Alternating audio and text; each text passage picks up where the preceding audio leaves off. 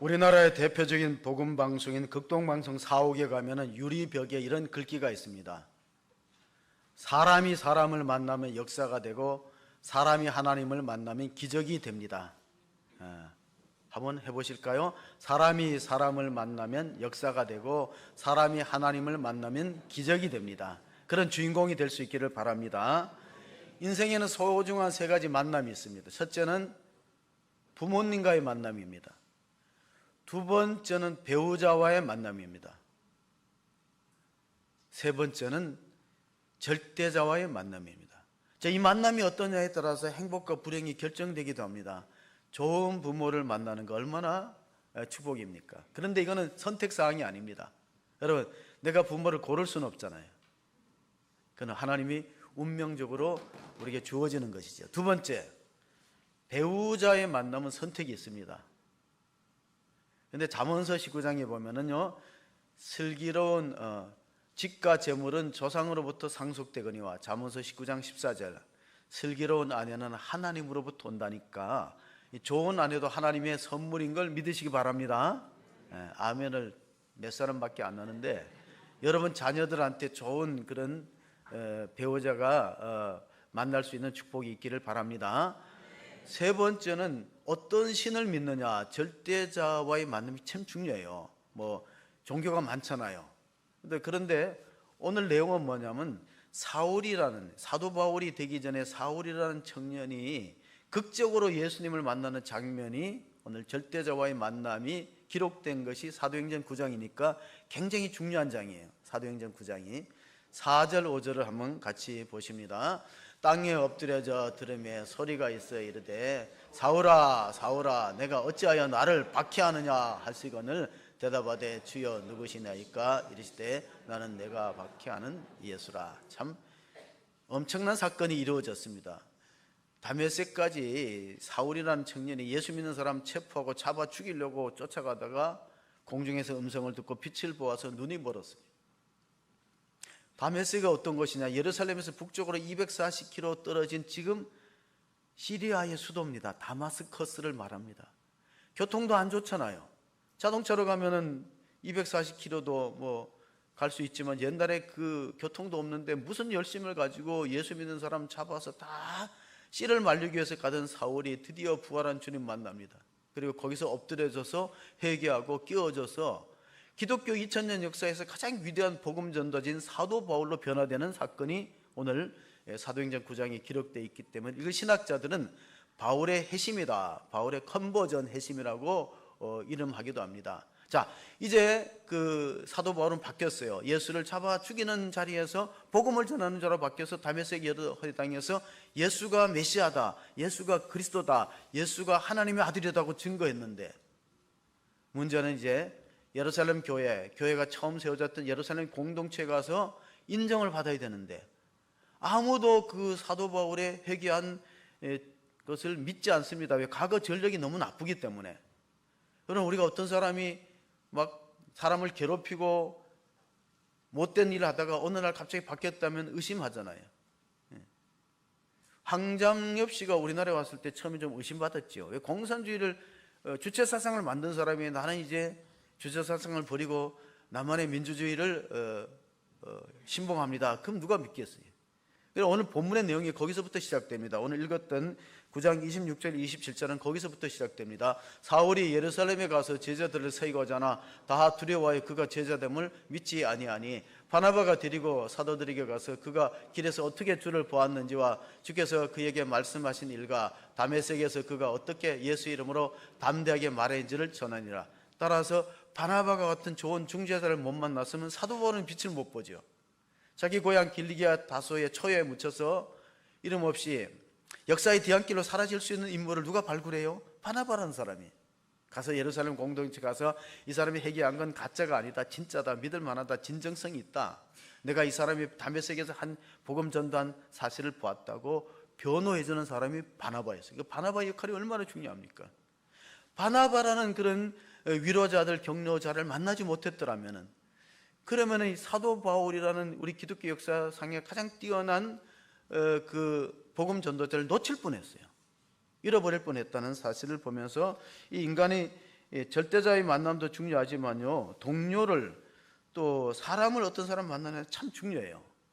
우리가 잘 아는 연세대학교의 김영석 교수님은 뭐 1920년생이라고 들었어요. 여러분 계산해 봅시다. 1920년생이면 지금 몇 살이에요? 104세. 아직도 건장하게 이 강연을 하고 다니시더라고. 그분이 이렇게 말씀하셨어요. 교회 나가게 된 것이 아버지가 병들었어요. 근데 옛날에는 병원에 못 가잖아요. 의료시설도 없고 가난하니까. 그래서 가족들이 하나님께 매달리기 위해서 손잡고 다 교회를 갔다는 거예요.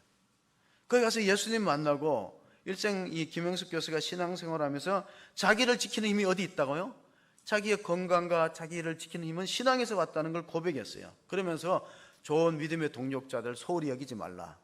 여러분 우리가 우리 교회가 크진 않지만요, 믿음의 동력자들은 얼마나 소중합니까? 그래서 인생에는 5가지 중요한 만남이 있다고 정채봉 작고한 시인이 말했어요. 가장 이제 잘못된 만남은 생선과 같은 만남이에요. 만날수록 비린내가 들어오잖아요. 조심해야 될 만남이 꽃송이와 같은 만남이에요. 피었을 때는 한우하지만 꽃이 져버리면 버리잖아요. 가장 비천한 만남은 건전지 같은 만남이에요. 힘이 있을 때는 간수했다가 힘 빠지면은 폐기되잖아요. 건전지. 가장 시간이 아까운 만남은 지우개 같은 만남. 만나고 나지만 의미가 없어요. 근데 가장 소중한 만남이 있다는 게 그게 뭐냐? 손수건과 같은 만남. 손수건 땀을 닦아주고 눈물이 흐르는 눈물을 닦아주는 그런 역할을 하기 때문에 그런 사람 만나면은 그 사람은 참 만남의 복이 있다 이렇게 볼 수 있습니다. 예수님이 골고다 언덕을 올라가실 때 한 여인이 갑자기 나와서 자기 손수건으로 예수님의 땀을 닦은 사건이 있습니다. 그런데 놀라운 기적은 예수님 얼굴에 피와 땀이 범벅이 됐을 때 한 여인이 용감하게 뛰쳐나와서 얼굴을 닦았는데 예수님의 얼굴이 거기에 수건에 그대로 사진처럼 새겨졌다. 그래서 그걸 이제 전설적인 이야기가 베로니카의 손수건입니다. 베로니카. 베로니카는 어떻게 그렇게 자기 손수를 가지고 예수님을 닦아줄 그런 용기를 내었을까? 그 바로 외경이라는, 성경 밖에 있는 외경이라는 곳에 보면은 12의 혈류증을 앓은 여인이 있습니다. 우리가 그 복음서에 보면 12의 혈류증을 앓은 여인이 아무도 병을 못 고치고 그 병이 수치스러워요. 하혈하고 이러기 때문에. 근데 예수님의 옷자락만 만지면 내가 낫겠다는 믿음을 가지고 많은 군중을 해치고 옷자락을 만지는 순간에 예수님의 능력이 흘러나와서 병 근원이 깨끗이 마르고 고침받았어요. 너무 감사하잖아요. 새 삶을 얻었으니까. 그래서 그 베로니카라는 여인은 12의 혈류증을 앓은 여인이 예수님의 다가가서 손수건으로 닦았다는 그런 외경의 기록이 있습니다. 사랑하는 성도 여러분, 우리는 교회 창립 22주년을 맞이하면서 이렇게 예수님과의 극적인 만남이 있는 복된 성도가 될 수 있기를 바랍니다.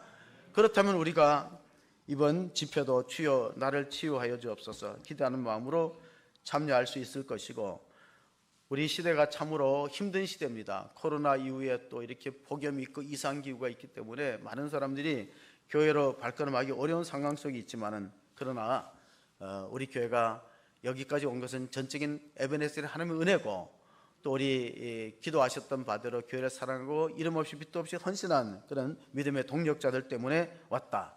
그래서 우리가 부흥의 꿈을 잃어버려서는 안 됩니다. 한때는 우리 이런 찬양을 불렀어요. 이 땅의 항모함을 벗어서 하늘의 하나님 공유를 베푸소서, 우리의 죄악 용서하시고 이 땅 고쳐주소서, 이렇게 부흥을 꿈꾸면서 주여 부흥의 불꽃 타오르게 하소서 했다가, 요즘에 이제 부흥이란 말 잘 안 쓰고 교회 건강이란 말 써요. 왜냐하면 건강하면은 오래 살 수 있어요. 건강하면 오래 살 수 있고 건강하면은 성장하게 되어 있습니다. 그러니까 교회가 건강하다면은 교회가 오래 존속되고 또 성장의 꿈도 기대할 수 있기 때문에 교회 건강성을 많이 이야기합니다. 그래서 요즘에 이런 복음성가가 제 가슴에 와 닿았어요. 하나님의 꿈이 나의 비전이 되고, 예수님의 성품이 나의 인격이 되고, 성령님의 권능이 나의 능력이 되기를 원하고 바라고 기도합니다. 우리가 그렇게 할 수 있기를 바랍니다. 원하고 바라고 기도하는 것, 이 부흥의 꿈을 다시 한번 우리가 꿈꾸는 교회로서 자리매김하기 위해서는 그런 비전이 필요할 것입니다. 옛날에는 참 먹을 것도 있어야 가난한 시대가 있었죠. 제가 자료를 보니까 1964년도에 우리나라의 국민소득이 100불이었어요. 100불. 지금은 36,000불이 넘잖아요. 100불이니까 보릿고개도 있고 먹을 거 없던 시절 있잖아요. 100불. 그게 60년 전이에요. 60년 전에 국민소득 100불이었다는 거 우리 잊어서는 안 돼요. 우리 과거에 굉장히 가난한 나라였어요. 왜냐하면 보릿고개를 넘기지 못하고 굶어서 목숨 잃는 사람도 있잖아요. 그래서 어떤 부잣집에 도둑이 들었대요. 도둑이 들어와 갖고 그 쌀을 옛날에 가마니로 이렇게 시골에 오면 가마니 있잖아요. 가마니로 쌀을 쥐고 나오는데 인기척이 들리면서 들킨 것 같대. 아, 이따 보면 잡히겠다 싶어갖고 옆집으로 갔는데 옆집은 오두막살이고 가난한 집이야. 어스름할 때 호롱불을 켜놨는데 밖에서 숨어서 들어보니까 할머니하고 손자가 얘기하는 거예요. 할머니가 자, 이제 먹을 것이 없다. 그러니까 손자가 하는 말이 할머니, 정 먹을 것이 없으면 똥이라도 먹으세요 이러더라고요. 야, 이 집 얼마나 가난하면 먹을 게 없으면 똥이라도 먹겠네. 그래서 자기가 그 훔치려고 자기가 배를 채우려고 했던 쌀가마니 두고 왔다는 이야기예요. 알고 보니까 그거는 이제 무슨 장면이죠? 잘 모르시나? 하투를 안 치시나? 예. 하투 치는 장면을 오해한 거예요. 하투 칠 때 보면 우리가 마지막 먹는 게 뭐예요? 먹을 게 없으면 뭐 먹어야 돼요? 아, 똥이라도 먹어야지. 예. 하투 친 사람은 막 이 공감대가 형성되잖아. 예. 옛날에 쌀 한 가마리가 얼마였죠? 쌀 한 가마리 몇 킬로였어요? 예. 제가 고등학생 때 아버지가 쌀을 지고 그 언덕에, 저희 집이 달동네산에 언덕에 올라갔는데 제가 비틀거리고 못 지니까 이놈 자식이 쌀 한 가마리도 못 지나 그러더라고요. 근데 생각해보세요. 우리 아버지는 경북 안동에서 농사하면서 자라니까 쌀 한 가마리 지고 체격도 나보다 크니까 지지요. 근데 나는 고등학생이 공부만 했지 지게질을 해봤어요? 쌀 한 가마리 무거워요. 못 져. 비틀비틀거리고. 그래 욕 먹었던 기억이 있습니다. 쌀 한 가마리도 못 지냐고. 밥을 먹여줬는데. 그래서 제가 깨달은 게 있어요. 우리가 지금 전도하기 참 어려워요. 그리고 전도가 안 된다는 그런 부정적인 인식도 있고 교회에 대한 평가도 안 좋아요. 신뢰도가 많이 떨어졌어요. 그런데 초대교회를 한번 비교해 봅시다. 초대교회는 어떻게 신앙생활을 했는가? 초대교회를 한번 비교해 보면은 초대교회의 모습이 그 사도행전 2장 46절 47절에 있습니다. 날마다 마음을 같이하여 성전에 모이기를 힘쓰고 집에서 떡을 떼며 기쁨과 순전한 마음으로 음식을 먹고 하나님을 찬미하며 또 온 백성의 칭송을 받으니 주께서 구원받는 사람을 날마다 더하게 하시나. 교회가 부흥되고 성장하는 원리가 잘 드러났어요. 초대교회는 매일 교회 모이고 집에서 속으로 구역이나 셀로 모이고 하나님을 찬양하고 기쁨이 있고 구원의 감격이 있고 동네 사람으로부터 이웃의 칭송을 받으니까 주께서 날마다 구원받는 사람이 더했다는 거예요. 따라서 요즘에 아이들은 체격은 큰데 체력은 약하다 들었어요. 그래서 우리가 이렇게 생각하시면 돼요. 성경에 기록된 당시에 전도가 어렵고 힘들었듯이 오늘도 마찬가지야. 문제는 우리가 쌀 한 가마니 질 수 있는 힘이 없다는 거예요. 환경의 문제가 아니고 옛날 사람보다 우리 믿음이 쌀 한 가마니 질 능력이 감당이 안 되기 때문에 초대교회도 전도할 때 상당히 어려웠습니다. 뭐 쉽게 전도가 된 게 아니에요. 제가 바울과 바나바가 팀이 돼갖고 비스디아 안디옥 지역을, 이방 지역을 선교할 때 일어난 사건을 사도행전 13장에서 우리가 살펴보기로 합니다. 자, 바울과 바나바가 담대히 말하여 이르되 하나님의 말씀을 먼저 너에게 전할 것이라되 너희가 그것을 버리고 영생을 얻기에 합당하지 않는 자로 자처하기로 우리가 이방인에게로 가노라 행하노라. 주께서 이같이 우리에게 명하시되 내가 너를 이방의 빛으로 삼아 너로 땅끝까지 구원하게 하리라 하셨느니라 하니 이방인들이 듣고 기뻐하여 하나님의 말씀을 찬송하며 영생을 주기로 작정된 자들은 다 믿더라. 자, 처음에 복음을 전할 대상은 유대인입니다. 오랫동안 모세 시대부터 아브라함 시대도 하나님 믿었으니 그 사람들이 예수 믿고 구원받아야 되는데 자꾸 전도자를 배척하고 안 믿으니까 결국 이방 지역으로 가는 거예요. 그런데 그게 하나님의 섭리예요. 내가 너를 이방의 빛으로 삼아 땅끝까지 구원했으니까 만약 유대인들이 복음을 받아들였으면 아니 선교사들이나 전도자들이 이방 지역에 쉽게 안 가겠죠. 왜냐하면 여기도 전도 대상이 많으니까, 구원받을 사람이 많으니까. 근데 거절한 거예요. 그러니까 이방 지역에 비스디아 안디옥에 가서 복음을 전하니까 그 사람들은 쉽게 복음을 받아들이면서 구원을 이뤘기 때문에 오늘 마지막 13장 48절을 다시 주목해 보시면 여기에 우리가 전도해야 될 이유가 들어있습니다. 이방인들이 듣고 기뻐하여 하나님의 말씀을 찬송하며 영생을 주시기로 작정된 자는 다 믿더라. 그럼 우리는 왜 전도해야 되냐면요, 지금 이 시대에도 영생을 하나님이 주기로 예정되고 작정된 사람이 있는데 문제는 이마에다 이걸 안 써놨거든. 그러니까 우리 만나는 사람한테 다 복음을 전해야 되는 거예요. 그래서 보면 거절할 사람은 거절하지만요, 영생 얻기로 하나님이 예정된 사람은 어쨌든 복음을 받아들이고 예수를 믿어요. 그럼 우리가 어떤 사람을 찾아야 되는가? 영생 얻기로 작정된 사람을 찾아다녀야 돼. 우리 주변에 하나님의 구원을 받고 영원한 생명을 얻기로 예정된 사람이 있구나. 그런 사람들을 어떻게 우리가 만날 수 있게 기도하고 찾는데, 이제 사도행전 이어지는 9장 28절 29절의 본문의 내용을 보면 사울이 제자들과 함께해서 예루살렘에 출입하며 또 주 예수의 이름으로 담대히 말하고 헬라파 유대인들과 함께 말하며 변론하니 그 사람들이 죽이려고 힘쓰거늘.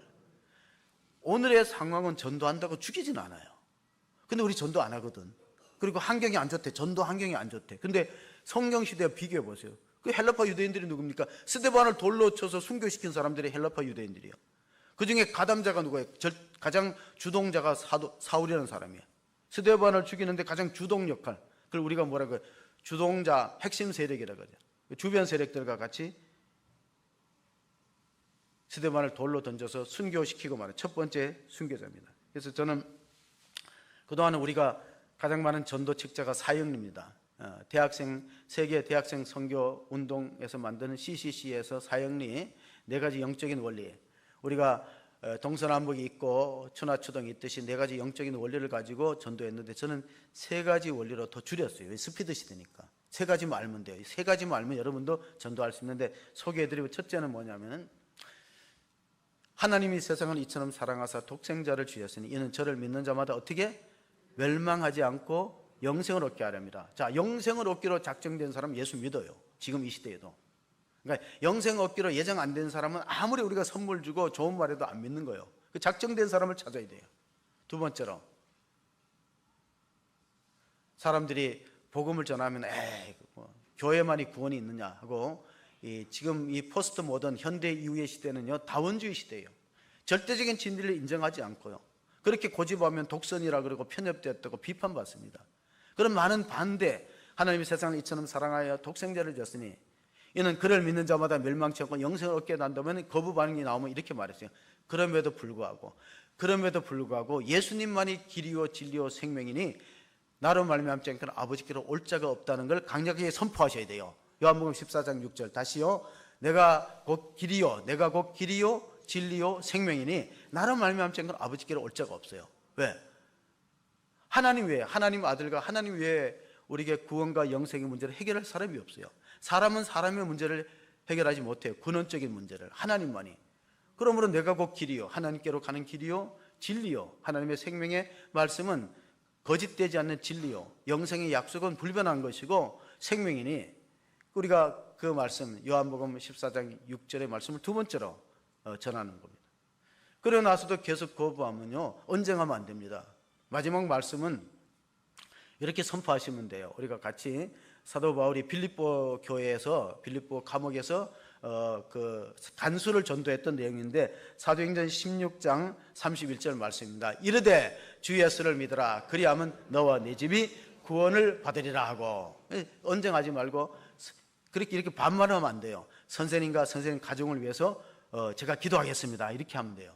여지를 남기는 거예요. 자, 이르되 주 예수를 믿으라, 그리하면 너와 네 집이 구원한다. 그러니까 전도하는 방법은 작정된, 영생을 얻기로 작정된 사람을 찾아다녔는데, 우리가 그 사람들이 누군지 이마에 안 써 있기 때문에 3가지 말씀, 요한복음 3장 16절 14장 6절 그리고 사도행전 계속해서 거절하고, 나는 안 믿고 교회 안 들어간다 그러면은 선생님과 선생님 가정을 위해서 제가 계속 기도하겠습니다. 주 예수를 믿어라, 그리하면 너와 내 집이 구원을 받을 거예요. 구원을 받은 가정이 얼마나 작은 천국의 모습을 이룹니까? 우리가 토요일 날 우리 집사님 가정을 신방했어요. 그리고 이 찬송을 불렀어요. 높은 산이 거친들이 초막이나 궁궐이나 내 주 예수 모신 곳은 그 어디 하늘나라. 어떤 그 외국에서 있었던 사건입니다. 오래전에 베스트셀러가 된 책 가운데 마음을 열어주는 101가지 이야기 있는 내용입니다. 어떤 분이 가정천국을 이루고 예수님을 믿고 참 가정이 행복해서 쉬는 날 아침에 함께 부부가 찬양하고 기도하다가 그들의 가정이 작은 천국이라는 걸 느끼면서 하나님께 감사해서, 우리 여보, 오늘 우리가 정말 이 천국의 기쁨을 함께 좀 나눌 수 있는 이웃이 있었으면 좋겠다, 이렇게 나누어서 그들이 이제 점심 식사를 식당에 가서 하게 됐어요. 가서 식사를 하다 보니까 두 사람이 이제 기도하고 식사를 하는데, 건너편의 테이블에 중년 여인이 혼자 쓸쓸하게 식사하는 모습을 보고 아내가 이렇게 말해요. 여보, 오늘 우리가 아침에 기도했던 대상이 저 사람일 줄 몰라. 하늘나라의 기쁨을 함께 나누을 대상이 저 사람일 줄 모르니까 내가 좀 메시지를 쓸 때 당신은 가서 저분의 식사비를 계산했으면 좋겠어요. 그래 남편이 가서 카운터에서 식사비를 계산하고 우리가 했다는 말 하지 말라고 카운터에 얘기하고 그 아내는 이런 글을 썼어요.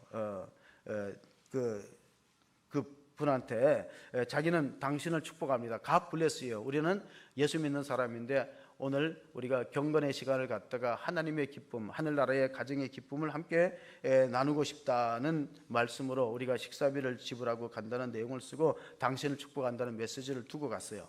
그런데 이분이 이제 혼자 식사를 하던 중년 여인의 식사를 끝내고 카운터에 계산하려니까 어떤 분이 값을 치렀다면서 메시지를 주니까 그분이 그걸 읽더니만 갑자기 옆자리를 앉으면서 자기 핸드백에서 뭔가 그 메모지를 꺼내서 글을 적어가는데 그 내용이 적어놓고 또 손수건을 꺼내서 눈시울을 적시면서 이거를 식사비를 혹시 지불한 사람이 오게 되면은 내 메모지를 주라고 건넜는데 누군지 모르는 하나님의 천사에게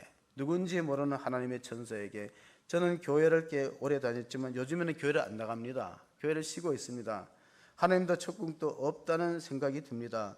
저는 우울증으로 고생하다가 남편에게 버림받은 뒤 세상을 가져가기로 결심하고 사실 오늘이 마지막 식사를 마치고 약을 먹으려고 준비한 상태에 있었는데 나한테 이렇게 정성 어린 식사를 대접했기 때문에 이제 마음을 다시 고쳐먹고 교회로 나가기로 작정했습니다. 이런 메모였습니다. 여러분, 우리가 큰 일을 못해도요, 우리의 작은 노력이 때로는 다른 사람의 생명을 살리는 경우가 있기 때문에 우리 한 사람 한 사람이 자기 자리를 지키는 게 참 중요해요. 왜냐하면 제가 우리 교회에서 안식년의 기회를 줘서 루브르 박물관을 한번 간 적이 있는데 여러분이 잘 아면 최후의 만찬, 오늘 이 여성은 최후의 만찬이라 생각했지만은 그것이 한 부부의 정성에 의해서 그게 마지막 식사가 되지 않았습니다. 최후의 만찬을 그린 화가가 레오나르도 다빈치인데 그의 가장 걸작품이 모나리자입니다. 근데 모나리자를 제가 제대로 못 보고 한번 사진을 보시면요, 이게 그 모나리자는 그림인데 생각보다 작아요. 왜 저 그림이 저렇게 유명한지. 저 그림은 그 옆에 보면은 사람들이 가이드라인을 쳐 있고 한번 보시면은 사진 촬영도 하기가 어렵고 제가 각도도 안 나오고 사람들이 가장 몰리는 루브르 박물관에서 가장 몰리는 게 모나리자 그림 앞에 몰립니다.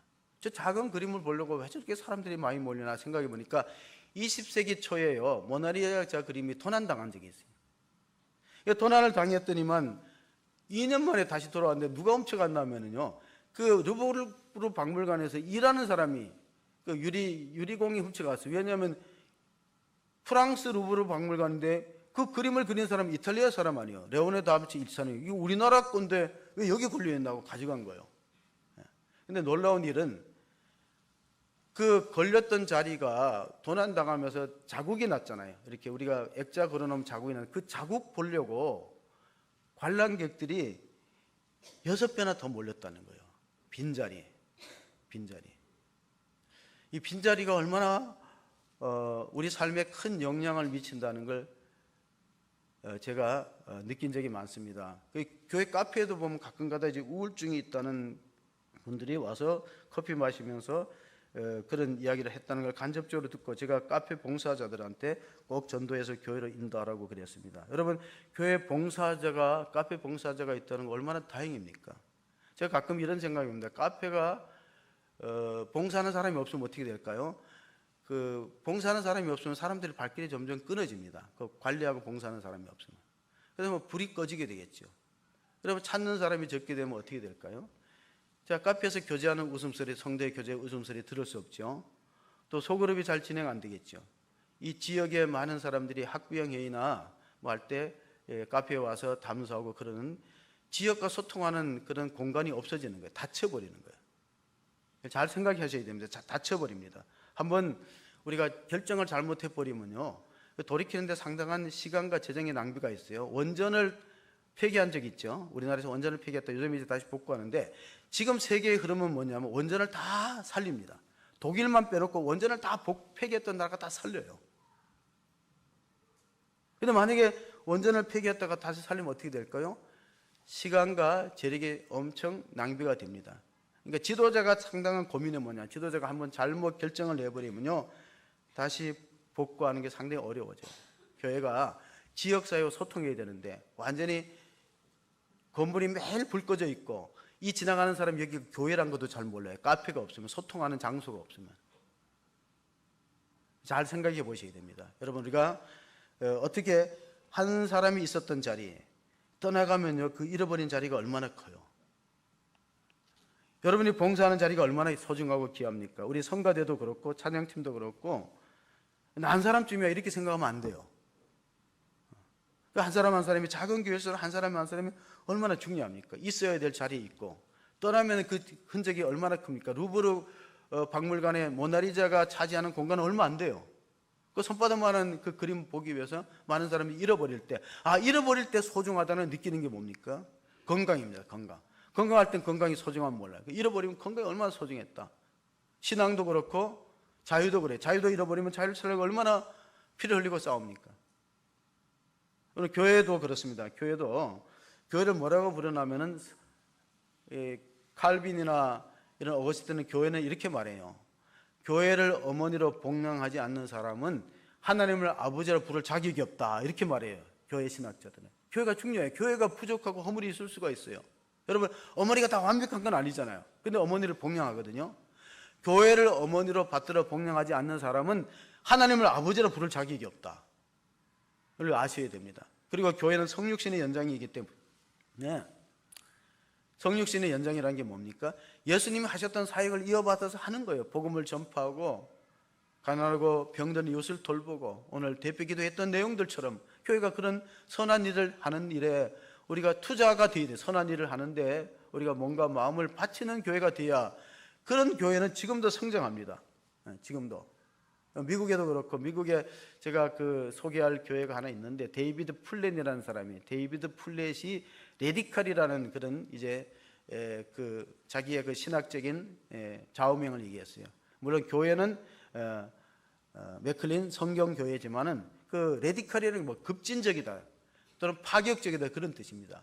교회가 적당히 편안한데 안주하지 말고 좀 파격적으로 부수고 나와서 진취적으로 할 때 성장이라는 열매를 거두기 때문에 사도행전 5장 41절 42절을 보시면은요, 초대교인들은 어떻게 일했는가? 사도들은 그 이름을 위하여 능력받는 일에 합당한 자로 여기심을 기뻐하면서 공회합을 떠나니라. 그들이 날마다 성전에 있든지 집에 있든지 예수는 그리스도라고 가르치기와 전도하기를 그치지 아니하니라. 그러니까 초대교회는요, 사도들만 복음을 전하지 않았다는 걸 우리가 아셔야 돼요. 많은 사람들이 전도나 선교는 선교사와 목회자의 몫이다, 이 생각하면 안 된다는 거예요. 초대교회는 모두가 무명의 그리스도인이 되어서 전도자가 되어서 집에 있든지 교회에 있든지 만나는 사람마다 다 예수는 그리스도다, 그리고 가르치고 전도했습니다. 그 당시에는 로마가 지배하는 우리 신약 시대는 로마가 이스라엘을 정복해서 지배하는 식민지 사회예요. 그 사람들은 식민지 통치를 쉽게 하는 방법이 뭐냐면 황제를 신께 가는 겁니다. 그럼 만나면 어떻게 됩니까? 손을 들고 가이사가 주님입니다, 이렇게 해야 돼요. 그럼 상대방도 가이사가 주님입니다 하면은 이제 같이 그 황제의 신민이 되는 거예요. 근데 예수 믿는 사람은 거절했어요. 아니요, 제게 주님은 예수님밖에 없습니다. 그럼 어떻게 돼요? 잡혀가죠. 매를 맞고 고문당하고 핍박당해요. 근데 만약에 거짓말을 할 것 같으면 그냥 가이사가 주님입니다 같이 인사하고 속으로 믿으면 되는데, 초대교인들은 순진한 사람들이기 때문에 그냥 그대로 자기 신앙을 고백하다가 어려움 당하고 핍박당하고 때로는 순교의 길을 걸어갔습니다. 그럼 그것이 그들의 인생이 헛되고 무의로 끝나는가? 아니라는 거예요. 다니엘서를 읽어보면, 다니엘서 12장 2절 3절을 읽어보면, 땅의 티끌 가운데서 자는 자 중에서 많은 사람이 깨어나 영생을 받는 자도 있겠고 수치를 당하는 영원히 부끄러움을 당할 자도 있을 것이며, 지혜 있는 자는 궁창의 빛과 같이 빛날 것이요 많은 사람을 옳은 대로 돌아오게 한 자는 별과 같이 영원토록 빛나리라. 아멘. 자, 죽은 사람들은 두 종류라는 거예요. 땅에 티끌로 돌아가서 수치를 당하는 사람이 있고 영생을 얻는 사람이 있는데, 그 영생을 얻는 사람은 많은 사람을 옳은 대로 돌아오게 하는 전도자를 통해서 구원받았기 때문에 그 전도자의 상이 뭐냐? 하늘나라의 스타가 되는 상이 있다는 거예요. 그렇다면 우리들도 그런 기대를 가지고 주님을 믿을 필요가 있기 때문에 회심의 종류를 흔히 이제 두 가지로 나눕니다. 사도 바울은 극적인 회심을 했어요. 근데 점진적인 회심을 하는 사람도 있어요. 왜냐하면 어머니가 교회 다녀서 모태신앙에서 점진적으로 이렇게 예수를 믿어가는 거. 그러니까 급진적으로 회심해서 완전히 어느 순간에 갑자기 사도 바울처럼 180도 바뀌는 사람이 있어요. 그런 사람도 하나님께 쓰임을 받지만은 디모데 같은 경우에는 어머니부터 이렇게 교회를 다니다가 보면은 점진적인 회심도 있잖아요. 근데 회심이 점진적이든 급진적이든 그런 시간차가 중요한 게 아니라 세 가지 변화가 나타나야 돼요. 첫째는 뭐냐면 생각이 바뀌어야 돼요. 사고가, 머리가. 아, 내가 죄인이구나 생각하고, 두 번째는 가슴의 변화가 있어야 되는, 그게 뭐냐면 내가 자기 스스로 애통하고 하나님 뜻대로 살지 못한 걸 회개하는 마음. 그러니까 머리에 회심과 가슴에 회심이 있어야 돼요. 그리고 가장 중요한 것은 마틴 루터 종교개혁자가 말하기를 가장 중요한 회심은 지갑의 회심이다. 물질간, 재물간이 받게 돼 하나님의 청지기 됨을 알고 하나님 내게 선물로 주셨다는 인정하고, 그 대표적인 사람이 오늘 바나바라는 거예요. 사울을 예루살렘 공동체에 소개했던, 자기가 신원 보증이 되었던 이 바나바가 대표적으로 그 회심을 온전하게 한 사람인데, 사도행전 4장 36절 37절을 보시면요, 그불에서 난 레위족 사람이 있으니 이름은 요셉이라 사도들이 일컬어 바나바라, 번역하면 위로의 아들이라. 그가 밭이 있으며 밭을 팔아 그 값을 가지고 사도들의 발 앞에 두니라. 그러니까 이는 그냥 진정성 없는 회심이 아니에요. 머리로 회심하고 가슴으로 회심하지 않은 자기 물질관이 바뀌었어요. 지갑에 회심이 있어서 사도들 앞에 자기의 모든 그 구브로라는 게, 지금 사이프러스라고 아주 지하 자원이 많아요. 거기에 지금도 거기에 관광지고, 그 팔아서 사도들 앞에 뒀을 뿐 아니라 그가 최초의 이방인 교회에 안디옥, 수리아 안디옥에 파송될 때 사도 바울을 같이 동력하자고 했던 그런 겸손한 일꾼입니다. 사도행전 11장 24절 26절 계속 보시면, 바나바는 착한 사람이요 성령과 믿음이 충만한 사람이라 이에 큰 무리가 죽게 더하여지더라. 바나바가 사울을 찾으러 다소로 가서 만남에 안디옥에 데리고 와서 들어왔습니다. 1년간 모여있어 큰 무리를 가르쳤고 제자들이 안디옥에서 비로소 그리스도인이라 일컬음을 받게 되었더라. 자, 오늘 읽었던 9장 30절에 보면요, 유대인들이 죽이려고 하고 헤다파 사람들이 잡아서 돌로 치려고 하니까 9장 30절에 보면 가이사랴를 통해서 다소로 피신시켰어요. 근데 다소에 있는, 길리기아 다소가 교육도시인데 사도 바울이 고향이요, 다소에 있는 그 바울을 찾아가서 안디옥에 같이 일하자. 그래서 안디옥에 크게 성장하고 부흥했어요. 그리고 나서 그때서야 비로소 그리스도인이라는 칭호를 받았는데, 그리스도인이라는 말은 오늘로 쉽게 말하면 예수쟁이, 예수에게 미쳐있는 사람, 예수에게 몰입된 사람, 그런 사람을 말해요. 그래서 많은 부흥과 성장이 있었다는 사실입니다. 그래서 우리가 부흥의 원리를 마지막 읽었던 본문의 마지막 9장 31절에서 찾아보려고 합니다. 부흥의 원리가 같이 봅니다.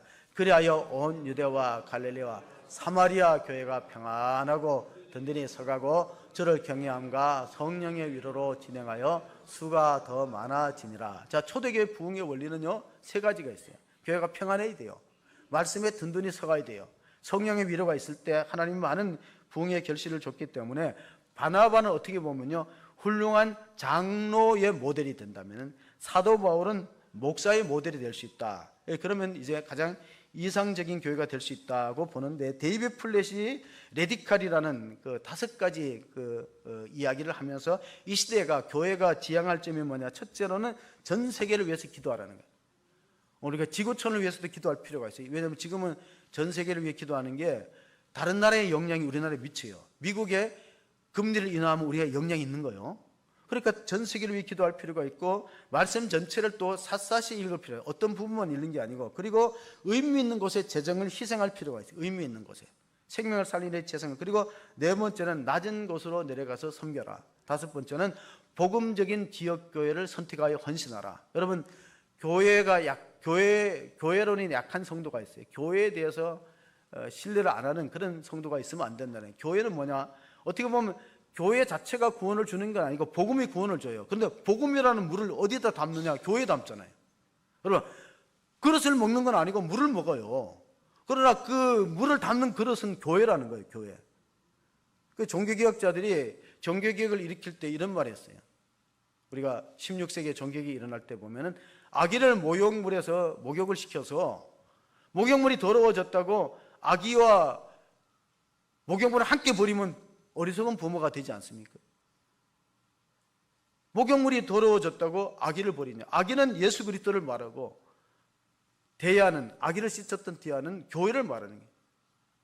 교회가 갱신되고 새로워질 필요가 있는 건 인정하지만 교회 자체를 버리면서 사명을 놓쳐버린다는 건 얼마나 불행한 일입니까? 그래서 우리가 사명이라고 할 때 크게 세 가지가 사명입니다. 첫째는 남보다 더 가진 게 사명이에요. 내가 남보다 물질을 더 가졌는가, 지식을 더 가졌는가, 아니면 건강을 더 가졌는가, 은사가 더 있는 그게 사명이에요. 남보다 더 가진 거. 두 번째는 남보다 더 아픈 게 사명이에요. 내가 어떤 병을 앓았다. 그러면 그 병으로 고통당하는 사람들을 도울 수 있다는 거예요. 더 아픈 게 사명이고, 세 번째는 부담감이 가는 게 사명이에요. 내가 좀 지체부자유한 사람 보면 부담이 있다. 주일학교 아이들을 길거리에 보면은 좀 부담이 있다. 그럼 그 사람 사명이 있는 거예요. 그 아이들을 가르치거나 또 찬양팀을 보거나 또 방송실을 보거나 그게 부담이 느끼는 게 사명이라는 거예요. 남보다 더 아픈 게 사명이라는 것으로 한 분이 의사 선생님 한 분이 책을 썼어요. 이희대라는 그 강남 영동 세브란스 병원 암센터 소장입니다. 이분은 그 암을 전공하는 암센터 소장인데 본인이 대장암이 들었어요. 의사가 너무 환자들만 고치는 데 신경 쓰다 자기 건강을 안 돌보는 거예요. 2003년도 일입니다. 그래가지고 이제 사기가 되니까 뭐 간에도 전이 되고 골반에도 전이 됐다. 그래서 보통 그렇게 되면 이제 3개월, 6개월 얘기합니다. 근데 그럼에도 불구하고 본인은 계속해서 환자들 만나서 치료했어요. 그분은 투병생활 10년 동안에 암 재발 12번 됐대요. 그러면 인터넷 쳐보면 이희대라는 암센터 소장이 나올 거예요. 그리고 그분이 그 자기의 병상일지를 책으로 썼는데 희대의 소망입니다. 희대의 소망. 자기 이름을 썼어요. 희대의 소망.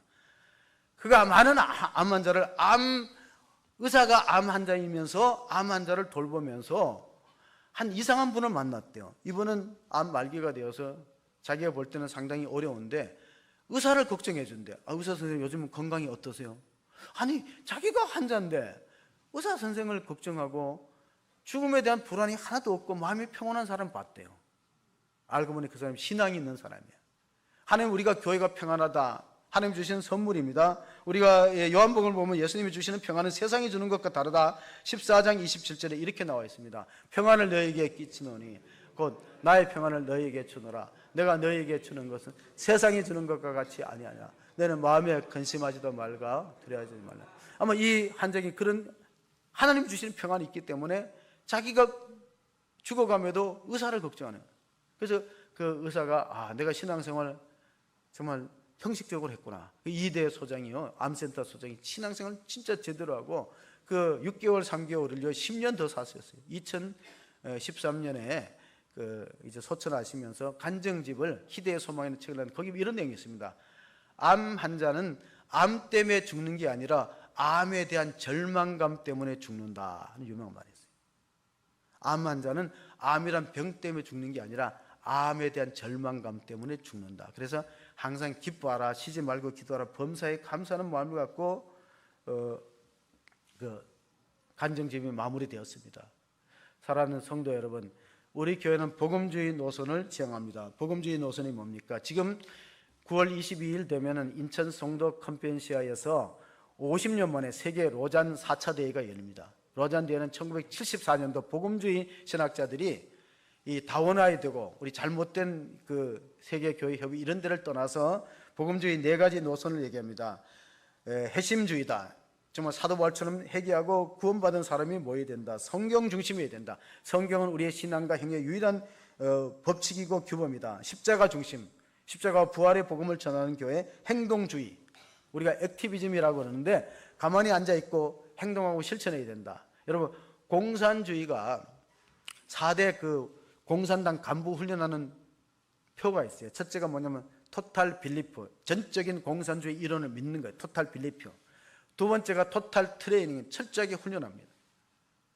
그리고 세 번째가 뭐냐, 토탈 트레이닝 했죠. 세 번째가 그들은 헌신하게 만든 토탈 커미트먼트, 전적으로 공산당에게 헌신하게 만들어요. 네 번째가 토탈 액션입니다. 행동하게 만들어요. 진짜 공산주의자는 꿈꿀 때 공산주의를 꿈꿔야 진짜 공산 빨갱이가 되는 거예요. 여러분, 제가 그 정선 카지노에 근방에 살았거든요. 태백에. 사북 카지노에 있는 사람들이 그 도박에 빠지는 그 과정이 뭐냐면은 꿈꿀 때 도박하면은 중독이 되었다는 거예요. 여러분, 꿈꿀 때.